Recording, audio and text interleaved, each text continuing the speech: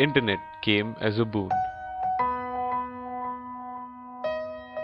It connected people. The world converged. It became a knowledge bank. The world changed. Then it really started to change.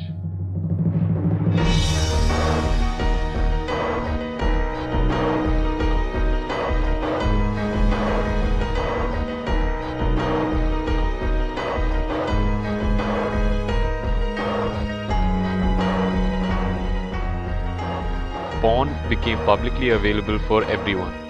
But one thing is true, the internet has injected itself.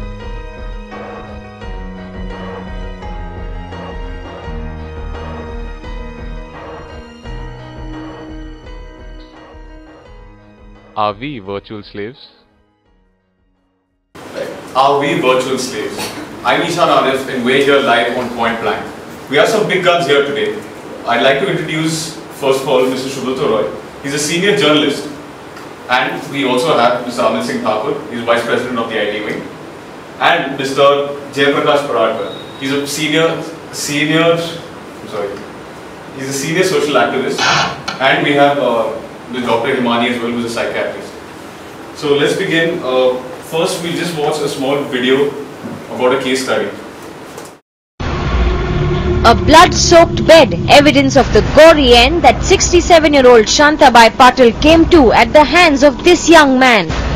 Abhishek Patil, Shantabai's 21-year-old grandson and a second-year engineering student, used a stone pestle to smash in Shantabai's head, leading to her death.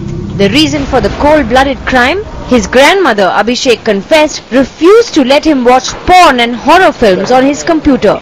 He also told police that he was angry because he had to share a room with his brother Viren after his grandmother recently moved into the family's home in Kolhapur. Dr. Himani, I'd like the first question to be to you. What do you think? Has it really gone that bad? And what do you think is the reason behind that? Actually, regarding such cases, I would like to say that I don't think only internet addiction or that medium is causing these problems, because in cases of such extreme acts as murdering somebody, I think some other personality traits are also accountable. Not so you are just saying the internet is not only the reason for that? Not the only reason. Of course, it is one of the factors. Yeah. Right. And Sujata, what do you have to say about that? Do you think it's... I am against this because internet has got so many things to give basically you should I feel that the children are alone nowadays and they don't know how to react to the problems, or they don't have anybody to share with, and that has causing these extreme acts. Right.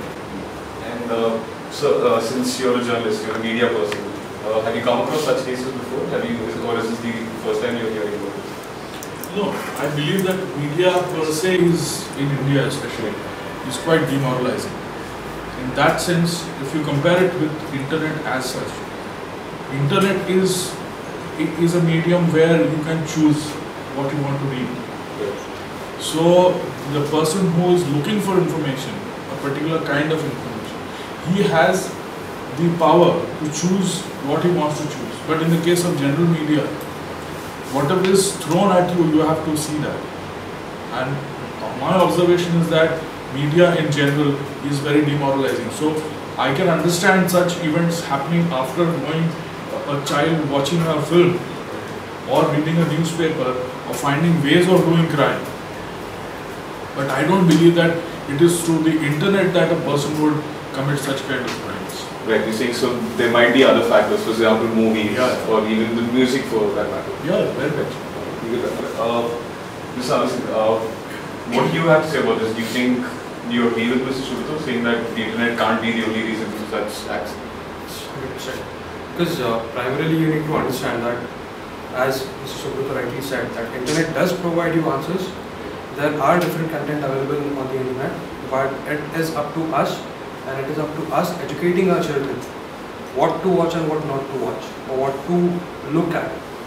unless and until we go to that level, we interact with our children, and we portray this value that okay, whatever you're doing, whatever you're watching is not perhaps right.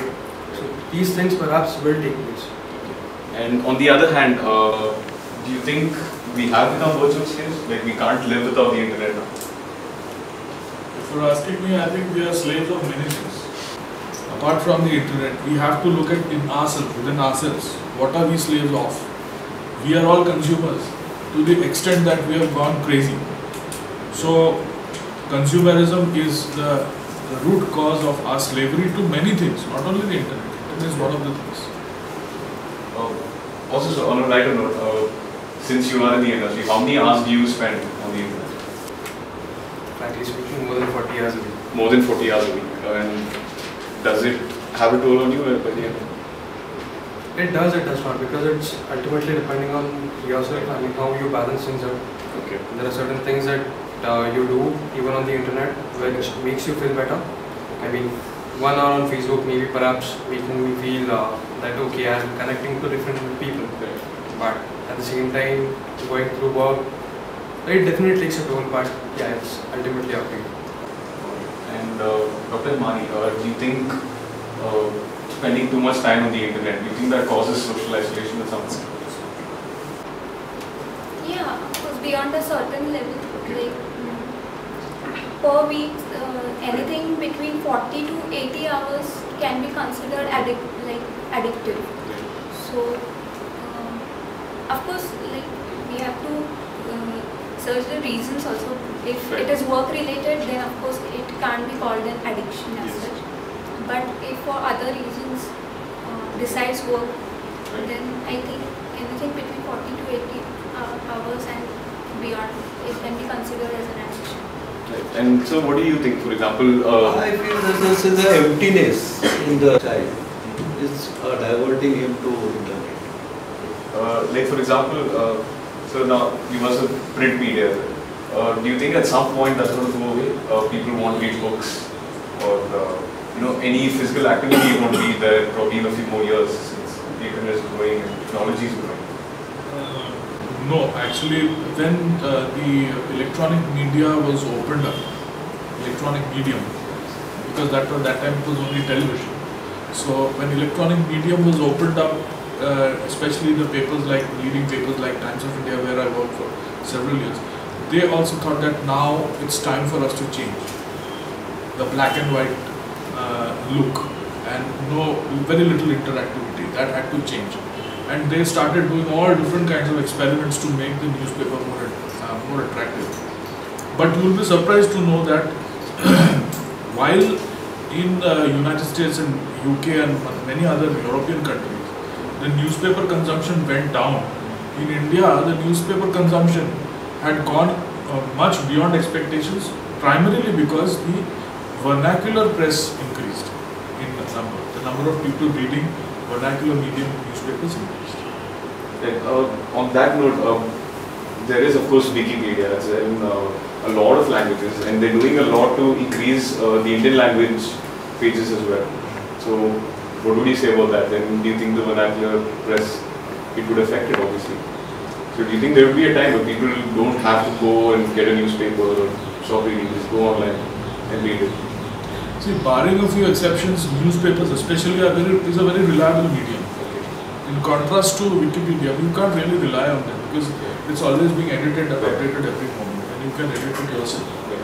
So the reliability of what you are learning, what you are actually coming to know, is very poor when it comes to websites like Wikipedia.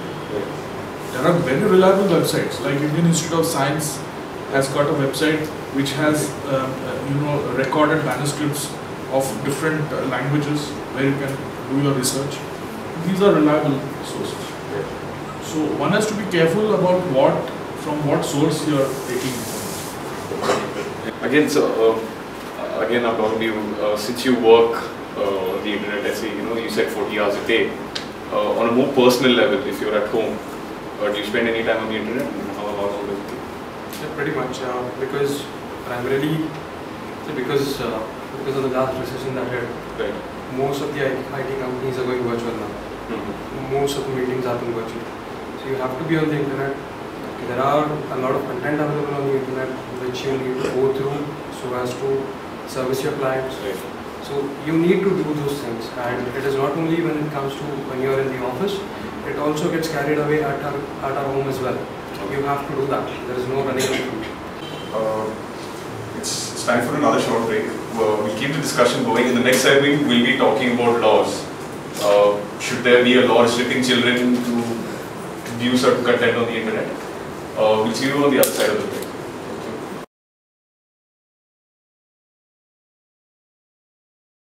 Welcome to Point Blank. So now we have the big question. Should there be a law to prevent people below 18 years old for the amount of content they see on the internet? According to a survey in our country, about 20 to 30% of internet porn viewers are from the age group 12 to 17 years old. That is, again, for example, you're 18 years old. Anything under that, you cannot vote, you cannot marry, or most of the cinema that comes out today, there are adult restrictions which are above 18 years old. You can't watch that. So many restrictions are there, but a child can go home, go online, switch on his computer, and there's so much unwanted content there. So the question we're going to be asked is, should there be a law? I'd like to ask Sanjay Prakash, sir, do you think there should be a law? Only law will not find the answer, basically. Basically, there should be a law for good parenting. Because, this age group needs parents first, not the laws. That's what I feel. So I think, what do you think? These stats, again, 12 to 17 years old is a very delicate stage for people growing up. This is where they're very curious and a lot of things affect them. So do you think there should be a law, or it would help, or do you agree with Sanjay Prakash? I don't think that there should be a law, because no law can restrict any number of internet users. I mean, yes, even if you put up a law that below 18 years you cannot access certain number of websites, definitely a new website will come around. There will be a workaround from that law, which will enable those users to log on to these websites. I think, as he rightly said, it is more from the parenting perspective that parents need to educate their children. I mean, we have seen that in schools and colleges now, sex education is one of the primary subjects. If you can teach your children that, okay, this is what is supposed to be watched over the internet and this is not, then a child, I believe, would be more responsive to this. Okay. Rather than putting up a law and simply stating that you cannot watch it. It's a child's nature to be inquisitive. I personally have one kid, he's just 1.5 years old, but even when there's a pen and I take it from him, he wants that pen back. Why does he do that? It is child's mentality. There is nothing that you can do to prevent it. He will again go for that pen. He will not say that, "Nahi, I don't want it." He will go for it. Unless and until you tell him that, no, this is not good, this will harm you in one way or the other, he will not listen to you. Hence, laws will not make much of a difference.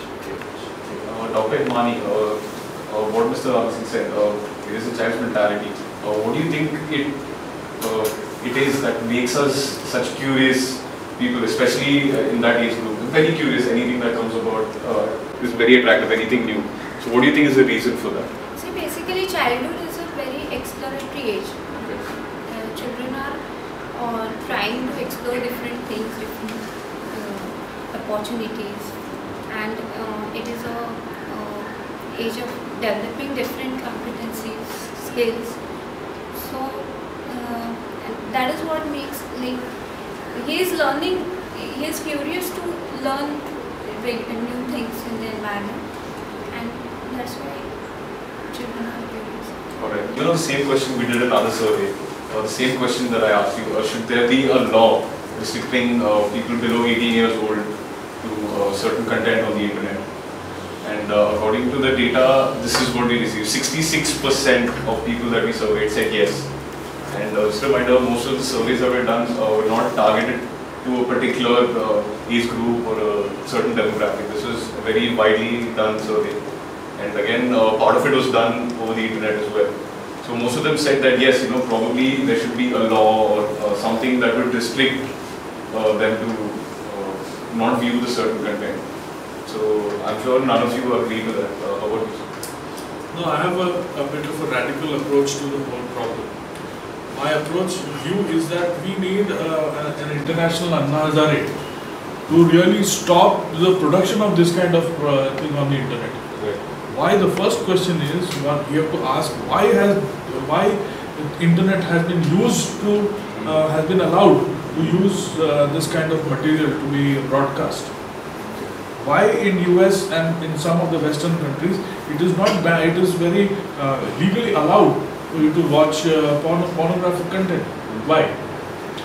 And the internet was initially, it is a product of the military organization of the US, and it was subsequently used against the USSR, and the pornographic material which was used by USA against USSR was actually to affect the youth in a very adverse manner, and the same thing is continuing even today. So there has to be an international law to curb the production of this kind of material.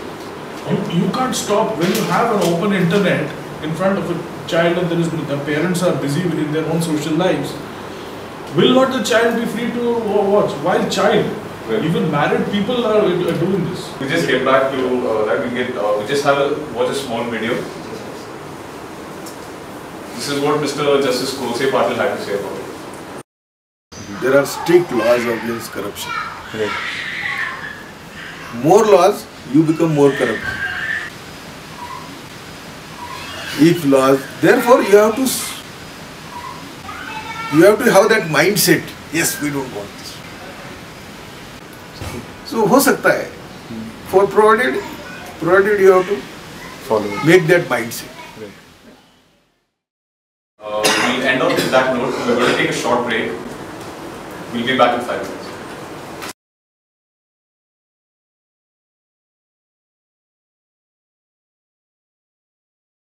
The internet is the greatest gift that anybody can get. In fact, to ban it for those under 18 would be very stupid. My suggestion would be that whoever uses the net must know where to use and abuse his powers through the internet. In fact, the greatest channel of communication today is not one-to-one communication, but Facebook. Banning the net should not be anything that we should be talking about. What we should be instead doing is regulating ourselves from using what we know is good for us and not good for us.